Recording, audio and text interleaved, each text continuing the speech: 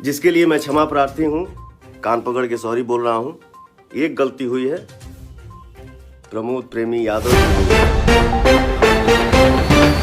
नमस्कार दोस्तों, भोजपुरी के only one king power star Pawan Singh ने कह दी प्रमोद प्रेमी को लेकर बहुत बड़ी बात। जी हां दोस्तों, प्रमोद प्रेमी ने एक गाना लाया है, लालू जी पसंद करेले, और मोदी जी को फिर प्रमोद प्रेमी ने नीचे दिखाया है। और उसी को लेकर हमारे पावर स्टार पवन सिंह ने कह दी प्रमोद प्रेमी यादव को बहुत बड़ी चेतावनी दे दी। तो क्या है खबर, पूरी जानकारी बताएंगे इस वीडियो में, तो लास्ट तक बने रहिए इस वीडियो में। और अगर आप मेरे चैनल पर पहली बार आए तो वीडियो को दिल से लाइक कर चैनल को सब्सक्राइब करना मेरे दोस्त।